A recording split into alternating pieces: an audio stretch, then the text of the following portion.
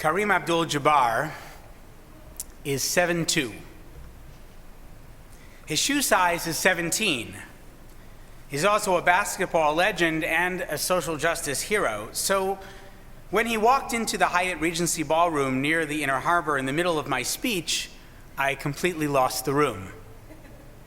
People started chattering to each other, elbowing each other. Hey, look, it's Kareem. Luckily, I've done just enough public speaking to know that I shouldn't fight it. Ladies and gentlemen, I said, please welcome a childhood hero of mine, Kareem Abdul-Jabbar. The audience applauded. I paused. Then I finished my talk, and like the rest of them, eagerly awaited the main event, Van Jones' interview with Kareem. Mr. Abdul-Jabbar was introduced that evening by another hero of mine, Congressman John Lewis, Zichrono Livracha, who, while a giant among men, was about the same height as I am, which, in case you haven't noticed, is not so tall. I managed to snap a photo of the two of them passing each other on the dais.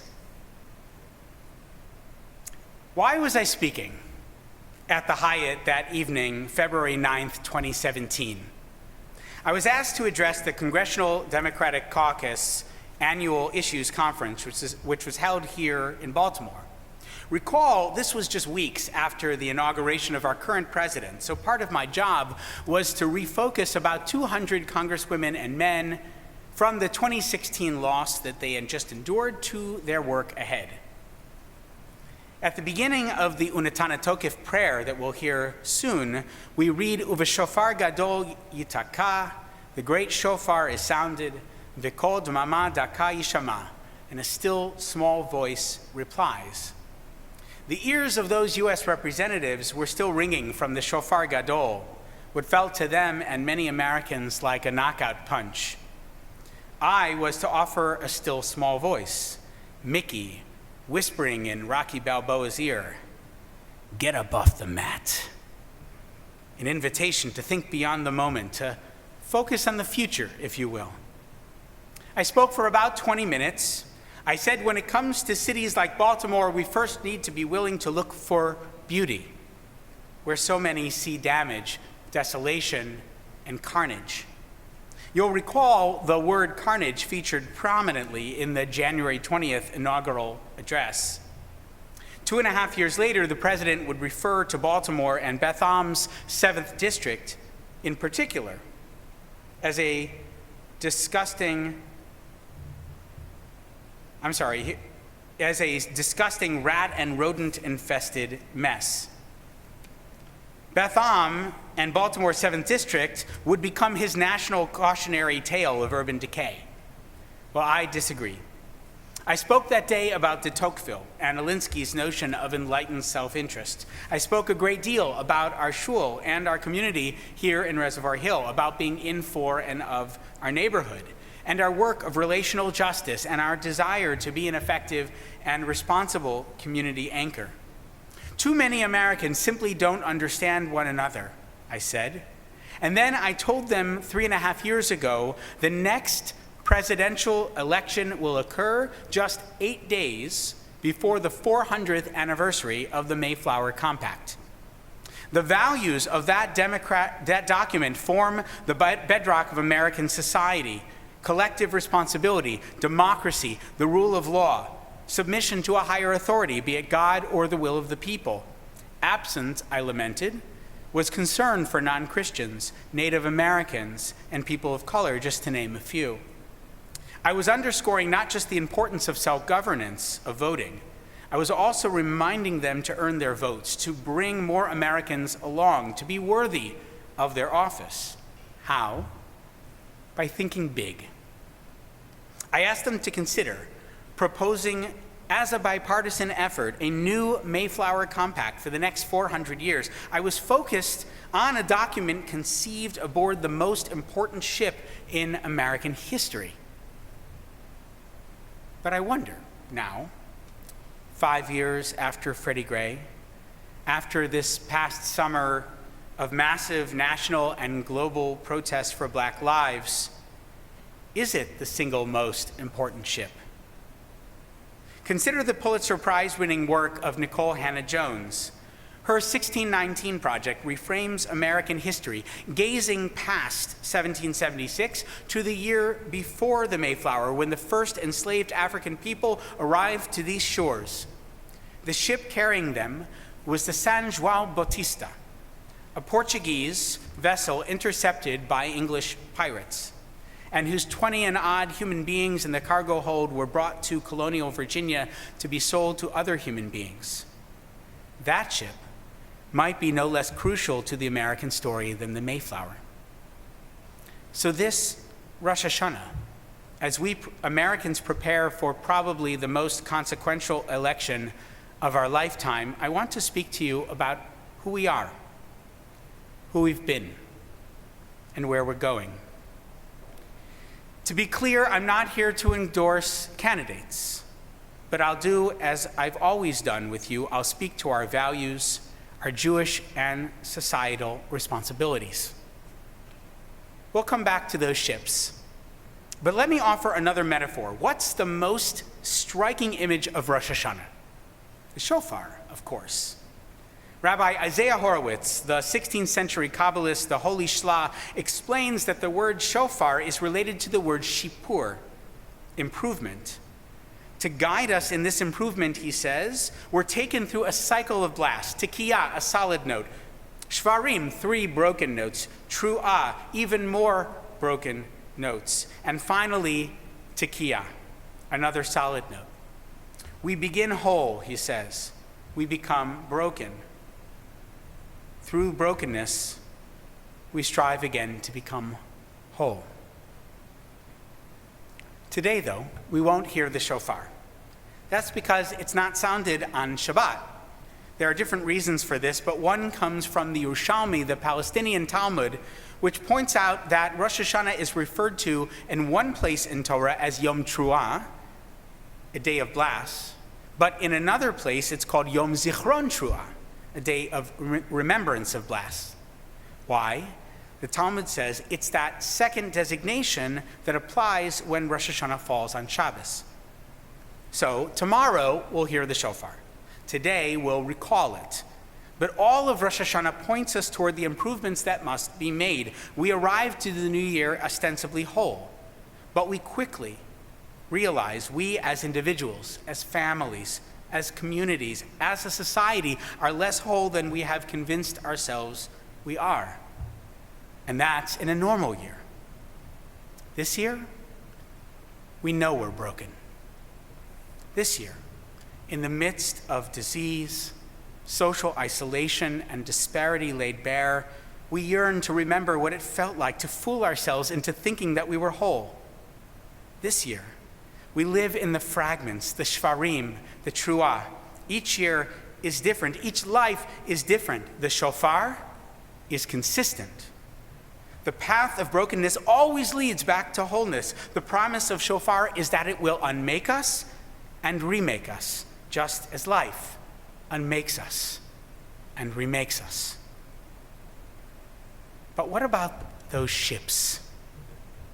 Have you ever heard of the Ship of Theseus? It's a thought experiment from Greek mythology. The basic idea is this. Theseus, the hero of Athens, returns with his battle-weary ship. The ship sits in port or maybe in a museum for many years. Over time, parts of the ship degrade and have to be replaced. After many years, each and every component, every board, every plank, each sail has been swapped out. The question is it the same ship? The answer, of course, is yes and no. But the riddle is more interesting than any solution, because the Ship of Theseus goes to the heart of what it means to build something and to maintain it. The ship is whole. The ship is broken. The ship is made whole. And the cycle repeats itself. The shofar, like a ship, is a structure, a vessel. A ship carries people willingly or coercively. A shofar, carried by a person itself, carries sound. A tikiyah for the year that's ended. Our lives are blessed in so many ways. So much love, so much health, so much mazel, ashvarim. But we lost so much to catastrophic illness, to incompetence, to misdirection and malice, a truah. Some Americans lost more than others. Let's not forget that. We must be attentive to the ship of state, the structures that target Black and brown people, queer people, Native people, women, Jews, the disabled, Tikiya.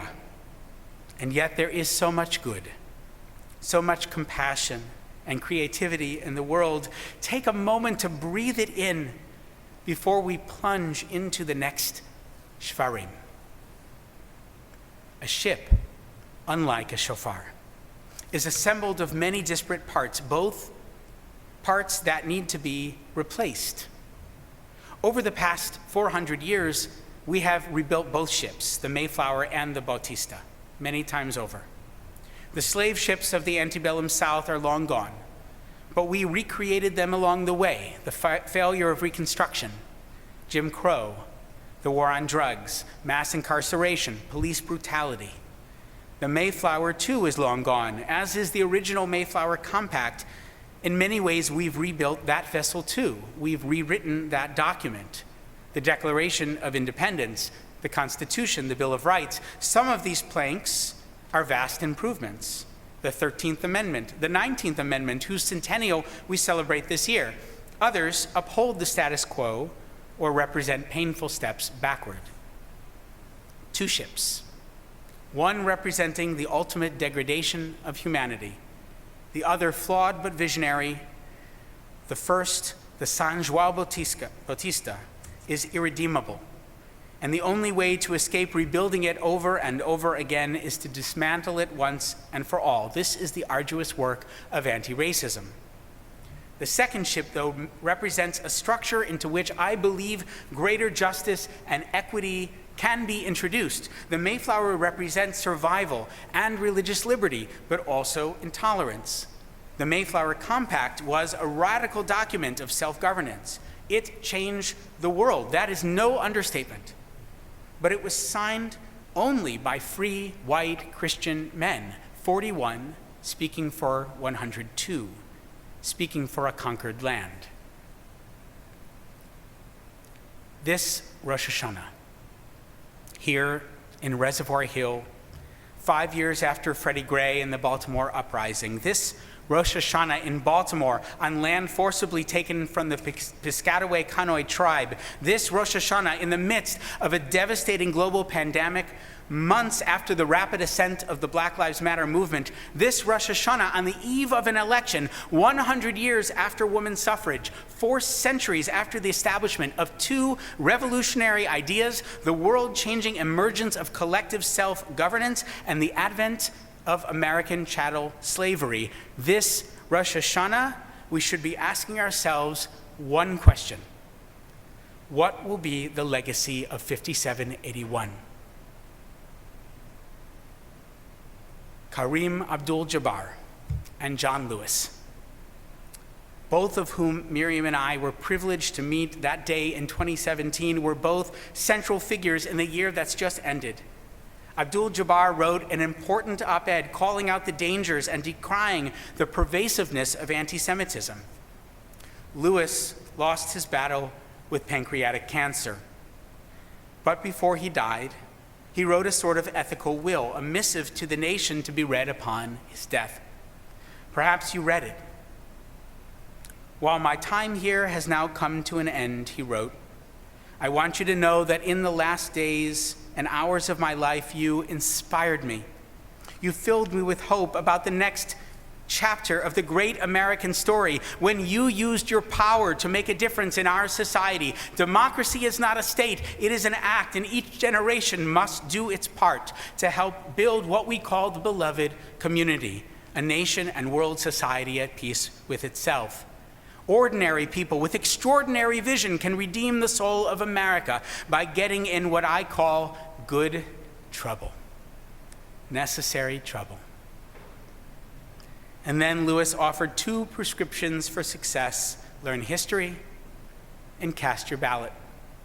The vote, he said, is the most powerful nonviolent change agent you have in a democratic society. You must use it because it is not guaranteed. My friends, there is a Sephardic piyut which is done on these high holy days that includes these words: Tichle shana v'kilulotea, tachel shana uvirchotea. Let last year and all of its curses end. Let the new year and all of its blessings begin. This year, 5781, this year, 2020, the Mayflower needs an upgrade. The documentation of our past must be learned and understood and then revised and in some cases rewritten. Rosh Hashanah and Yom Kippur are about being students of our own lives. Today is Yom Zichron Tru'ah, the day of remembrance of blast. It's time to remember the Shofar and the Ship of Theseus. Brokenness in search of wholeness, pain in search of possibility. It's time to meet the challenge of our Jewish tradition, to remember that Shofar is Shipur, renovation. And yes, it's time to remember all the good, all the potentials of freedom, the unrealized promise of American democracy. My friends, it's time to get up off the mat. Shabbat Shalom. Shana Tova.